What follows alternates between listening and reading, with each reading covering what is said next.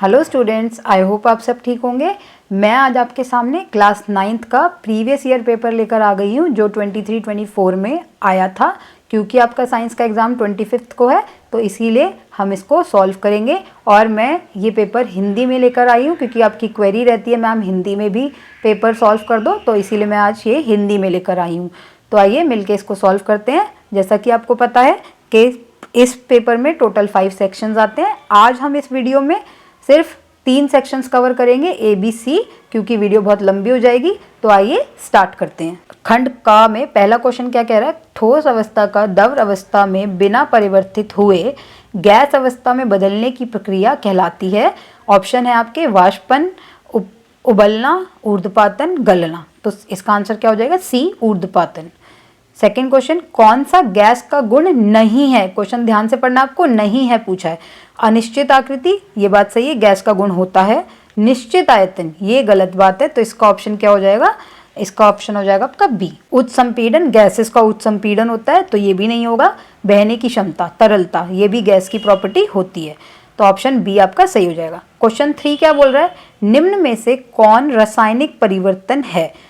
तो आपको 4 ऑप्शन दिए हुए हैं, लकड़ी का जलना, लकड़ी को काटना, लकड़ी पर हथौड़े से पीटना, मोम का पिघलना। तो आपको बताना रासायनिक परिवर्तन कौन सा है। रासायनिक परिवर्तन वह परिवर्तन होता है जिसमें कोई नया पदार्थ आपको देखने को मिलता है और वापस से इसे हम पुरानी अवस्था में नहीं लेके जा सकते। तो ऑप्शन ए आपका करेक्ट हो जाएगा, लकड़ी का जलना। नेक्स्ट है कैल्शियम फॉस्फेट का रासायनिक सूत्र बताइए। तो कैल्शियम फॉस्फेट का रासायनिक सूत्र बताना है। यहाँ पर आपको कैल्शियम लिखना है, यहाँ पर आपको फॉस्फेट लिखना है। कैल्शियम की वैलेंसी 2 होती है, फॉस्फेट की वैलेंसी 3 होती है। तो आपस में इंटरचेंज होकर ये क्या बनाएगा, कैल्शियम के पास 3 आ जाएगा, फॉस्फेट के पास आपका 2 हो जाएगा। तो ऑप्शन नंबर 4 इसका सही फॉर्मूला होगा। आपको ये चैप्टर 3 से क्वेश्चन पूछा हुआ है। क्वेश्चन नंबर 5 बोल रहा है, कार्बन और ऑक्सीजन जुड़कर कार्बन डाइऑक्साइड का निर्माण करते हैं। इसमें द्रव्यमान के अनुसार कार्बन और ऑक्सीजन का अनुपात क्या है। तो आपको दिया हुआ है कार्बन डाइऑक्साइड। कार्बन, इसमें कितने तत्व हैं, कार्बन भी है ऑक्सीजन भी है। कार्बन का द्रव्यमान होता है 12, ऑक्सीजन का द्रव्यमान होता है 16। मगर यहाँ पे कार्बन के 2 परमाणु हैं तो कितना हो जाएगा, 32। और 12 और 32 को जब हम काटेंगे तो हमें मिल जाएगा 3:8। तो ऑप्शन क्या सही हो जाएगा, 3:8। अब क्वेश्चन नंबर 6 बोल रहा है, सोडियम और मैग्नीशियम में उपस्थित न्यूट्रॉन की संख्या क्या होगी।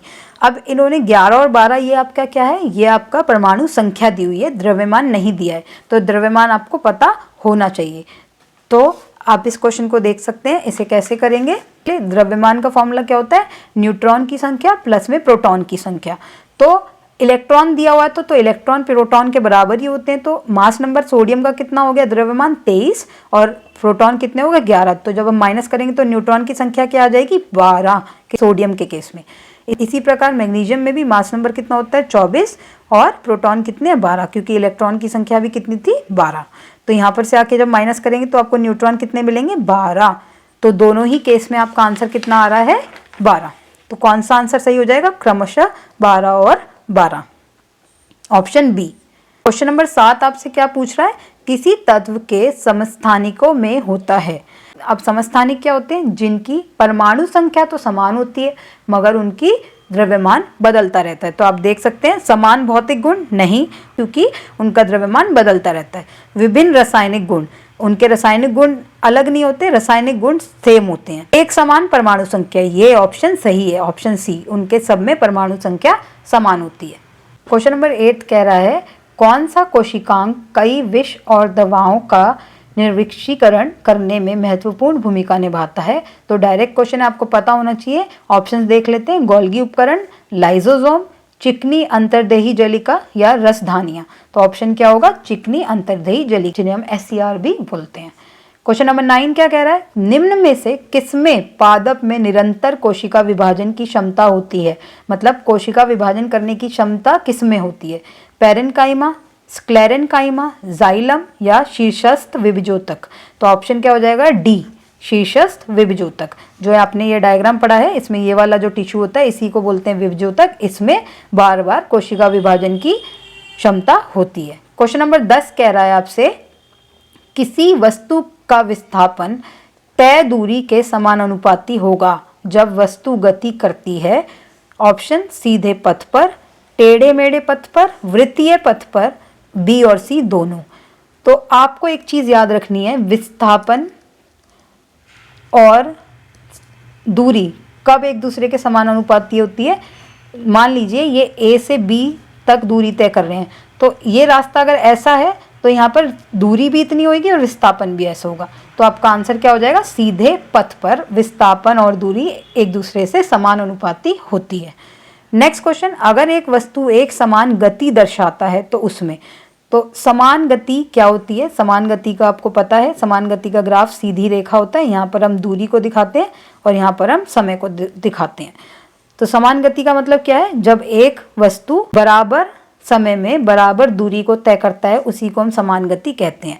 तो आंसर क्या होना चाहिए, ऑप्शन देख लेते हैं। चाल स्थिर होगी, चाल अस्थिर होगी, त्वरण स्थिर होगा, चाल शून्य होगी। तो ऑप्शन क्या होना चाहिए, ए, चाल स्थिर होगी। क्वेश्चन नंबर 12, जब बस अचानक चलने लगती है तो बस में खड़ा व्यक्ति पीछे की ओर गिरने लगता है। तो ये किसकी वजह से हो रहा है, ऑप्शन देखते हैं। एक समान बल के कारण, न्यूटन के गति के प्रथम नियम के अनुसार, न्यूटन के गति के द्वितीय नियम के अनुसार, न्यूटन के गति के तृतीय नियम के अनुसार। न्यूटन का पहला नियम क्या कहता है, एक वस्तु अपनी गति अवस्था या विराम अवस्था में ही रहती है जब तक बाहर से असंतुलित बल उस वस्तु पर ना लगाया जाए। तो जब बस में वो व्यक्ति खड़ा था वो अपनी किस विराम अवस्था में खड़ा था, तो बस चालू हो गई तो व्यक्ति तो अपनी विराम अवस्था में ही रहा, इसीलिए वो पीछे की तरफ उसको धक्का लगा। तो आंसर क्या हो जाएगा, बी ऑप्शन, न्यूटन की गति के प्रथम नियम के अनुसार। 13 क्या कह रहा है, गतिशील वस्तु के टकराने से कोई व्यक्ति घायल क्यों हो जाता है। अब ये लाइन आपको याद रखनी है, गतिशील वस्तु मतलब मूविंग ऑब्जेक्ट। तो जड़त्व के कारण, द्रव्यमान के कारण, संवेग के कारण या घर्षण के कारण। तो आपको पता है एक वस्तु गतिशील है मतलब वेलोसिटी है, किसी भी में वस्तु में वेग दिया हुआ है। तो अब वेग से संबंधित क्या होगा, जड़त्व के कारण नहीं, द्रव्यमान के कारण नहीं, संवेग के कारण। संवेग मतलब मोमेंटम, मतलब आपको पता है संवेग का फॉर्मूला क्या होता है, मास इनटू में वेलोसिटी। अब आप कहेंगे मास तो यहाँ पर भी था, यहाँ पर तो था, मगर यहाँ पे किसकी बात नहीं हो रही है, वेग की बात नहीं हो रही है। तो हमारा ऑप्शन क्या सही हो जाएगा, संवेग के कारण, क्योंकि संवेग क्या होता है, गुणनफल किसका होता है, द्रव्यमान का और वेग का। क्वेश्चन नंबर 14 क्या कह रहा है, गुरुत्वीय त्वरण g का मान होगा। ऑप्शन, ध्रुवों और विषुवत रेखा पर समान, ध्रुवों पर कम, विषुवत रेखा पर कम, ध्रुवों से विषुवत रेखा की ओर बढ़ता है। तो ऑप्शन आपका सी सही हो जाएगा, विषुवत रेखा पर कम। तो आपको पता है जो पोल होता है, पोल पे आपका g की वैल्यू ज़्यादा होती है इक्वेटर से g की वैल्यू ज़्यादा होती है, क्योंकि यहाँ पर पोल में आपकी जो त्रिज्या होती है वो कम होती है और जो आपकी विषुवत रेखा है इक्वेटर, वहाँ पर आपकी त्रिज्या ज़्यादा होती है, इसीलिए g का मान विषुवत रेखा पर कम होता है। क्वेश्चन नंबर 15, जब एक पिंड मुक्त रूप से पृथ्वी की ओर गिरता है तो उसकी कुल ऊर्जा बढ़ती है, घटती है, स्थिर रहती है या पहले घटती है फिर बढ़ती है। तो आंसर क्या होगा, स्थिर रहती है। क्वेश्चन नंबर 16 क्या कह रहा है, किसी वस्तु पर किया गया कार्य किस पर निर्भर नहीं करता है, विस्थापन पर, लगाया गया बल, बल एवं विस्थापन के बीच का कोण, वस्तु के आरंभिक वेग। तो आपको मैंने फॉर्मूला बताया था, तो आपको पता होना चाहिए वर्क डन का फॉर्मूला होता है F इंटू में एस कॉस थीटा। स्कूलों में आपके सिर्फ यही पढ़ाया गया होगा, वर्क इंटू में F इंटू में एस, और जहाँ पर अगर ये पढ़ाया गया है तो बहुत अच्छी बात है। तो आप देख सकते हैं किया गया कार्य किस किस पर निर्भर है, आपका विस्थापन पर भी निर्भर है, बल पर भी निर्भर है और कोण पर भी निर्भर है। तो ऑप्शन क्या होगा, नहीं, ऑप्शन में क्या पूछा है, नहीं निर्भर करता है। तो आंसर हो जाएगा डी, वस्तु के आरंभिक वेग, क्योंकि यहाँ पर वेग की बात नहीं हुई है।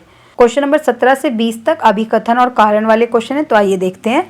17 क्वेश्चन कह रहा है किसी रासायनिक पदार्थ में तत्व हमेशा द्रव्यमान के अनुसार निश्चित अनुपात में मौजूद रहते हैं। सही बात है। विभिन्न तत्वों के परमाणु का द्रव्यमान तथा रासायनिक गुण विभिन्न होता है, ये भी सही बात है, मगर आर वाला ए का कारण नहीं है। तो इसमें कौन सा ऑप्शन आ जाएगा, आपका ऑप्शन बी हो जाएगा। ए और आर दोनों सत्य है, मगर आर ए का उचित स्पष्टीकरण नहीं है। 18वां क्वेश्चन, उपास्थि एक संयोजी उत्तक का प्रकार है जो आसान मुड़िया दब सकता है। आर क्या है? इसमें बहुत ही मौजूद सख्त पैक किया गया धात्री और कोशिका है। तो इसमें ऑप्शन सी हो जाएगा। ए बात तो सही है बट बी वाली बात जो है वो गलत है। तो ए सही है लेकिन आर गलत है, तो ऑप्शन सी इसका आंसर हो जाएगा। 19वां क्वेश्चन कह रहा है किसी भारी वस्तु को जमीन पर धकेलना या खींचना मुश्किल है। बिल्कुल सही बात है। भारी वस्तु का जड़त्व अधिक होता है, ये भी सही बात है। तो ऑप्शन ए इसका आंसर हो जाएगा। ए और आर दोनों सत्य हैं। आर ए का उचित स्पष्टीकरण है। खंड खा में देखते हैं क्या पूछ रहा है। निम्नलिखित को मिश्रण तथा यौगिक में वर्गीकृत कीजिए। तो पहला बोल रहा है लोहा और सल्फर अभिक्रिया करके आयरन सल्फाइड का बनना, तो ये आपका एक यौगिक है। नेक्स्ट बोल रहा है नमक का पानी में घुलना, ये आपका एक मिश्रण होता है। तो आपसे बस यही पूछ रहा था कि कौन सा यौगिक और कौन सा मिश्रण है। क्वेश्चन नंबर 22 क्या कह रहा है, कोशिका को जीवन की संरचनात्मक एवं कार्यात्मक इकाई क्यों कहा जाता है। तो आपको पता होना चाहिए कोशिका को जीवन की संरचनात्मक और कार्यात्मक इकाई क्यों कहते हैं, क्योंकि यह सभी जीवों को संरचना प्रदान करती है। दूसरा पॉइंट, सभी जीवन की प्रक्रियाएं मूल रूप से कोशिका द्वारा ही की जाती हैं। तो आप इसमें दोनों पॉइंट लिख सकते हैं। क्वेश्चन नंबर 23 बोल रहा है विभजोतक तथा स्थायी उत्तक में कोई दो अंतर बताइए। तो आसान क्वेश्चन है। विभजोतक और स्थायी उत्तक में आपको कोई दो अंतर बताने हैं। विभजोतक उत्तक की बात करेंगे। विभजोतक उत्तक विभाजन करने में सक्षम होते हैं, ये विभाजन करते हैं, अभी हमने पीछे भी देखा था। पतली भित्ति होती है इनकी और ये जीवित उत्तक होते हैं। जबकि स्थायी उत्तक क्या होते हैं, विभाजन करने में सक्षम नहीं होते हैं, इनकी भित्ति मोटी होती है और ये जीवित भी हो सकते हैं, मृत भी हो सकते हैं। अब 23वें क्वेश्चन में आपको चॉइस आ रखी है, या तो आप ये कर सकते थे या फिर आप ये कर सकते हैं। इस क्वेश्चन में बोल रहा है एरियोलर संयोजी उत्तक के क्या कार्य हैं, कोई भी दो कार्य बता दीजिए। तो एरियोलर संयोजी उत्तक क्या करता है, यह रक्त वाहिकाओं को सहारा देता है, पहला इसका कार्य हो गया। दूसरा लिख सकते हैं आप यह पैकिंग उत्तक भी कहा जाता है। तीसरा आप ये भी लिख सकते हैं अंगों का आपस में जोड़ना, अंगों को आपस में जोड़ने का कार्य भी एरियोलर संयोजी उत्तक करता है। क्वेश्चन नंबर 24 बोल रहा है, एक ये न्यूमेरिकल आया हुआ है, एक गाड़ी का द्रव्यमान 1500 kg है। यदि गाड़ी को 1.7 मीटर पर सेकंड स्क्वायर के ऋणात्मक त्वरण के साथ विरामावस्था में लाना है तो गाड़ी तथा सड़क के बीच लगने वाला बल कितना होगा। तो आप देख सकते हैं इसे कैसे करेंगे। आपको द्रव्यमान कितना दिया हुआ है, मास आपका 1500 kg दिया हुआ है, आपको त्वरण, ए को क्या बोलते हैं त्वरण, आपको त्वरण कितना दिया हुआ है, माइनस ऋणात्मक दिया है तो कितना हो जाएगा, -1.7 मीटर पर सेकेंड स्क्वायर। अब आपको पता है बल का फॉर्मूला क्या होता है, द्रव्यमान इनटू में त्वरण। तो द्रव्यमान की वैल्यू भी आपको दी हुई है, त्वरण की वैल्यू भी आपको दे रखी है, तो आप इसे कैलकुलेट करेंगे तो कितना आएगा, -2550 न्यूटन। न्यूटन क्यों, क्योंकि बल की एसआई इकाई क्या होती है, न्यूटन। तो इस तरीके से आपको ये न्यूमेरिकल करना है। क्वेश्चन 25 आपसे बोल रहा है प्रतिध्वनि किसे कहते हैं। किसी प्रतिध्वनि के लिए परावर्तित सतह और श्रोता के बीच न्यूनतम दूरी कितनी होनी चाहिए। तो प्रतिध्वनि किसे कहते हैं, वस्तु की सतह से ध्वनि के परावर्तन के कारण ध्वनि की पुनरावृत्ति, मतलब बार बार आपको जो ध्वनि सुनाई देती है किसके कारण, वस्तु की सतह से ध्वनि के परावर्तन के कारण, उसी को हम प्रतिध्वनि कहते हैं। अब न्यूनतम इनके बीच में दूरी कितनी होनी चाहिए, श्रोता के बीच में और परावर्तित सतह के बीच में, तो न्यूनतम दूरी आपकी होती है 17.2 मीटर। तो पता होना चाहिए परावर्तित सतह और श्रोता के बीच में न्यूनतम दूरी होनी चाहिए 17.2, तभी आपको प्रतिध्वनि सुनाई देगी। अब इसमें भी चॉइस आ रखी थी, या तो आप ये क्वेश्चन कर लेते या आपको ये करना था। एक ध्वनि तरंग जिसका आवर्तकाल 0.05 सेकेंड है, इस ध्वनि की आवृत्ति क्या होगी। तो आपसे आवृत्ति पूछ रहा है, आपको क्या दिया हुआ है, आवर्तकाल दिया हुआ है। आवर्तकाल को हम क्या बोलते हैं, टी से दर्शाते हैं, कितना दिया हुआ है 0.05 सेकेंड। अब ध्वनि की आवृत्ति का फॉर्मूला क्या होता है आपको पता होना चाहिए, आवृत्ति को v से दर्शाते हैं, ये आपका होता है 1/t। तो आपको t की वैल्यू दे रखी है 0.05, जब आप इसको सॉल्व करेंगे तो ये कितना हो जाएगा 100/5, आंसर आ जाएगा आपका 20। आवृत्ति की एसआई इकाई क्या होती है, हर्ट्स, तो आपको एसआई इकाई ज़रूर लिखना है क्योंकि फिजिक्स में SI इकाई बहुत ज़रूरी है। तो इस तरीके से आप इस न्यूमेरिकल को करेंगे। क्वेश्चन नंबर 26 कह रहा है पशुपालन के क्या लाभ हैं। तो बहुत आसान है, पशुपालन के क्या लाभ हो सकते हैं। हम इन्हें इस्तेमाल करते हैं दूध के लिए, खेती में जुताई के रूप में उपयोग करते हैं, या वाणिज्यिक उद्देश्य के लिए भी हम इन्हें उपयोग करते हैं। इसी प्रकार से खंड ग में आपके 5 प्रश्न पूछे गए थे, 2 में आपको चॉइस दी गई थी, तो हमने ये सारे क्वेश्चन कर लिए। अब हम खंड ग की बात करते हैं। खंड ग का पहला प्रश्न है क्वेश्चन नंबर 27। इसमें 3 पार्ट हैं आपके। पहला पूछ रहा है शुष्क बर्फ किसे कहते हैं। बहुत आसान है, आपको पता है।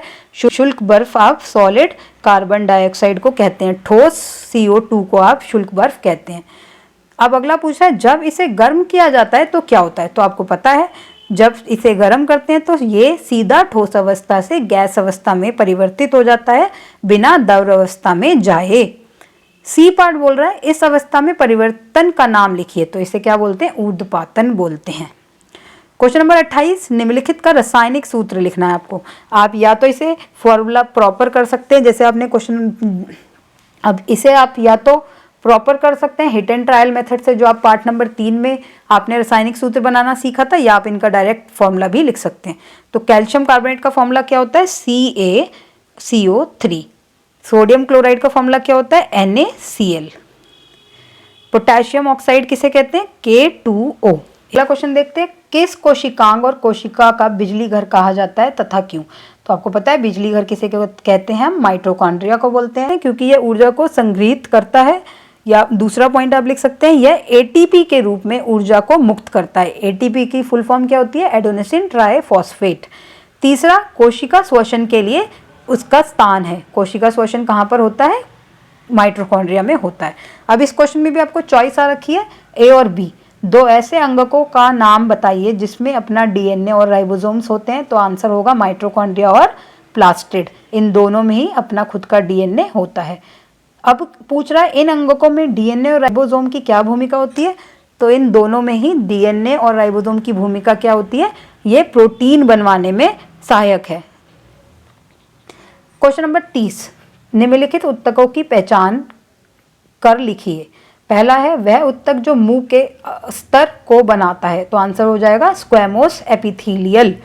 दूसरा, वह उत्तक जो मनुष्य में पेशियों को अस्थि से जोड़ता है। तो इंग्लिश में इसे टेंडन बोलते हैं, हिंदी में आप देख लीजिएगा इसे क्या बोलते हैं। उत्तक जो पौधों में भोजन का स्थानांतरण करता है उसे हम फ्लोएम कहते हैं।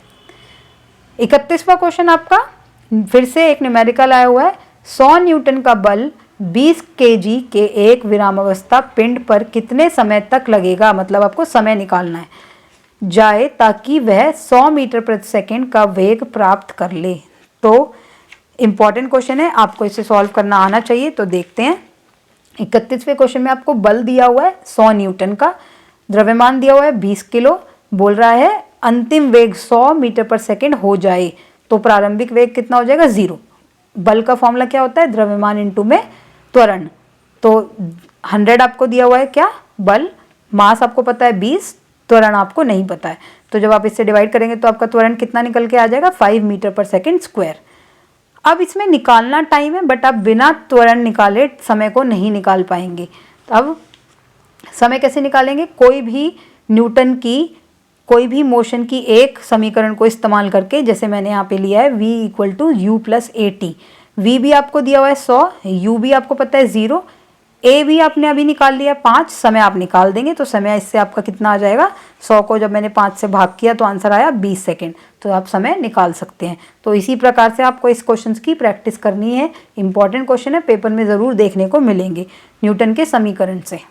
नंबर 32वां कह रहा है पराश्वय ध्वनि किसे कहते हैं, किन्हीं 2 जंतुओं के नाम बताइए जो पराश्वय ध्वनि को उत्पन्न करते हैं। पराश्वय ध्वनि क्या होती है, वह ध्वनि जो 20,000 हर्ट्ज से अधिक होती है, उसी को हम बोलते हैं पराश्वय ध्वनि। ध्वनि की आवृत्ति कितनी होगी, 20,000 हर्ट्ज से ज़्यादा।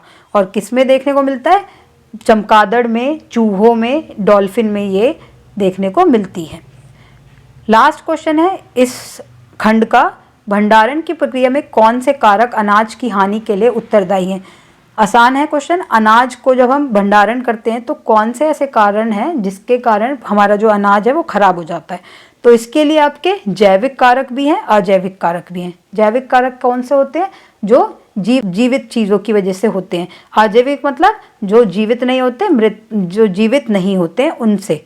तो जैविक कारक हो जाएंगे आपके जैसे चूहों या कीड़े लगने की वजह से। अजैविक कारण हो जाएंगे वायु, जैसे कि मॉइस्चर आ जाता है, या फिर बारिश के होने से, या फिर तापमान का घटना या बढ़ना, उसकी वजह से भी आपका अनाज खराब हो जाता है।